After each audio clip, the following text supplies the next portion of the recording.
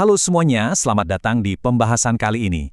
Kita bakal nyelam ke sebuah permainan kucing-kucingan tingkat rendah yang seru banget, yaitu gimana caranya kita mempertahankan software yang penuh dengan bug dari para penyerang yang super cerdik. Saya tuh suka banget ngejelasin topik ini. Soalnya gini, meskipun kita tahu kita belum bisa nulis kode yang benar-benar sempurna atau bebas error, para insinyur software udah ngebangun serangkaian sistem pertahanan yang luar biasa canggih buat ngeblokir eksploitasi tepat di jalurnya. Nah, hari ini kita bakal bongkar gimana perisai-perisai ini bekerja di balik layar. Biar gampang, ini dia roadmap kita buat explainer kali ini. Kita bakal mulai dari anatomi eksploitasi, terus ngebahas pertahanan pertama, yaitu non-executable stacks, pertahanan kedua tentang stack canaries, pertahanan ketiga yaitu pengacakan ruang alamat, terus masuk ke masalah pengecekan batas, dan ditutup dengan solusi baggy bounds. Oke, langsung aja kita masuk ke bagian pertama, anatomi eksploitasi. Di sini kita fokus ke 3 langkah utama dari sebuah buffer overflow. Jadi gini cara mainnya. Biar eksploitasi ini sukses, si penyerang wajib ngelakuin 3 langkah krusial. Pertama, mereka harus berhasil menimpa return address atau alamat kembali yang ada di memory stack. Kedua, mereka ngakalin programnya supaya melompat ke alamat yang udah dikorupsi tadi. Dan ketiga, program akhirnya malah ngejalanin kode jahat bawaan si penyerang, yang biasa kita sebut shellcode. Kalau penyerang bisa tembus 3 langkah ini, kelar udah, mereka berhasil ambil alih sistemnya.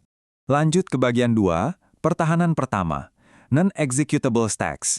Misinya jelas, memblokir shellcode. Nah, di titik ini, perangkat keras atau hardware ikut turun tangan. Lewat kebijakan memori yang namanya write XOR execute atau biasa disingkat W∗X. Sistem bakal nandain sebuah blok memori, kayak stack tadi, punya satu dari 2 sifat aja. Bisa ditulis atau bisa dieksekusi, tapi nggak pernah bisa dua-duanya di waktu yang sama.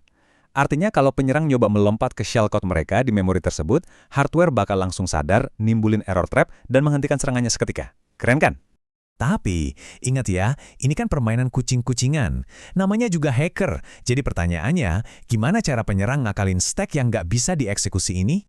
Jawabannya benar-benar licik. Mereka sadar kalau mereka udah nggak bisa ngejalanin kode bawaan mereka sendiri. Jadi, ya mereka berhenti bawa shellcode custom. Sebagai gantinya, mereka ngebajak potongan-potongan kode sah yang emang udah ada di dalam memori program itu. Mereka pakai teknik kayak return to libc atau ROP, di mana mereka merangkai instruksi-instruksi kecil yang udah sah berstatus executable di ruang alamat sistem. Masuk ke bagian 3, pertahanan kedua, stack canaries. Fokusnya di sini adalah menangkap korupsi data. Karena eksekusi kode jahat ternyata nggak sepenuhnya bisa di-stop, para insinyur nambahin lapisan pertahanan kedua. Konsepnya tuh kayak kawat sandungan alias tripwire yang kita sebut nilai canary. Ini adalah sebuah nilai acak yang diselipin tepat sebelum return address di stack. Jadi, kalau penyerang mau nulis berlebihan ke atas stack buat merusak return address, mereka mau nggak mau pasti bakal numpuk si nilai canary acak ini duluan. Compiler udah diatur buat ngecek tripwire ini sebelum fungsinya selesai. Kalau nilainya berubah sedikit aja, program bakal langsung panik dan mematikan dirinya sendiri. Tapi lagi-lagi, penyerang nggak gampang nyerah dong. Mereka nemuin celah di server Unix tertentu yang menduplikasi atau nge-fork proses. Ternyata, nilai canary ini ikut tercopy persis.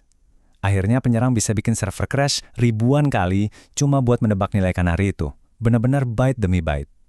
Selain itu, mereka juga sering manfaatin celah memory leak buat ngintip nilai acaknya, atau malah sama sekali ngindarin stack dan nyerang pointer yang nggak terlindungi di memory hit. Lanjut ke bagian 4, pertahanan ketiga, pengacakan ruang alamat. Atau gimana caranya kita menyembunyikan target dari si penyerang.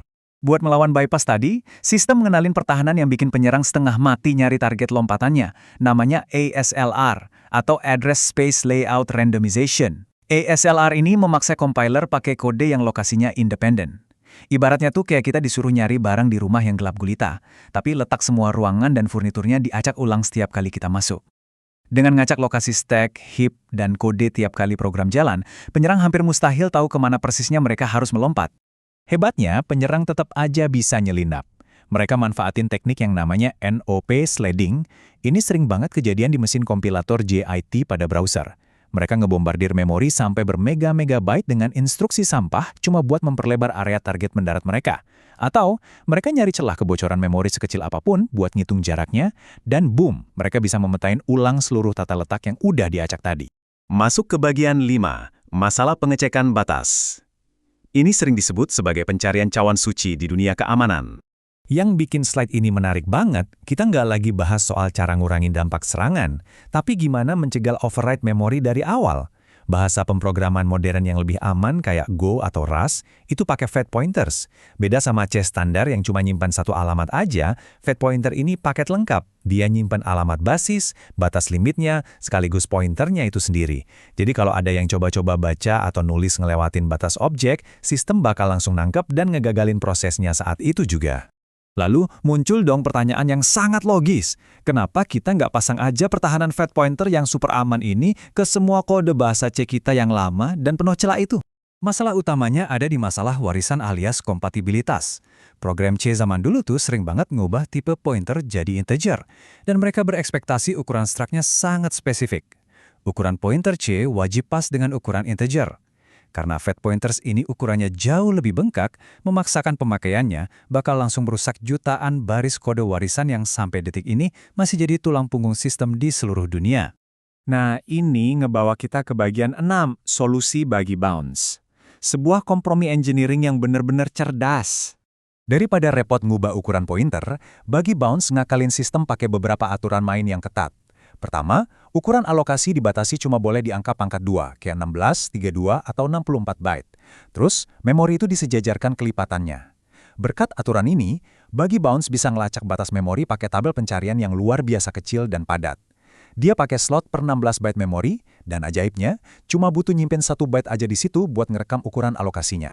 Satu hal yang paling saya suka dari solusi ini tuh pendekatannya yang super pragmatis. Gini, kode C versi lama itu sering banget sengaja ngelakuin iterasi 1 byte ngelewatin batas akhir array. Nah, biar programnya nggak rusak, Bagi punya trik. Pas aritmatika pointernya keluar batas, Bagi bakal ngebalik bit paling tinggi dari pointer tersebut.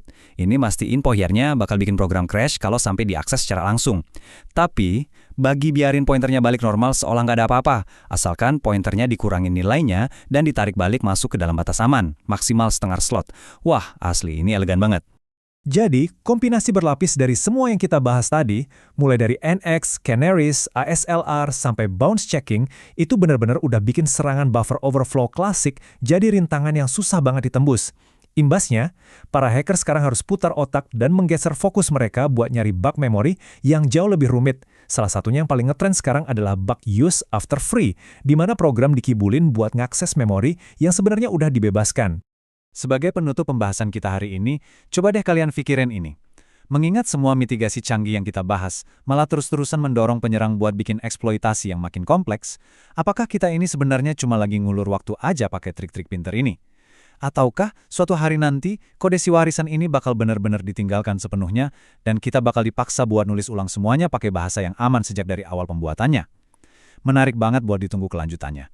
Terima kasih banyak udah nyimak explainer kali ini dan sampai jumpa.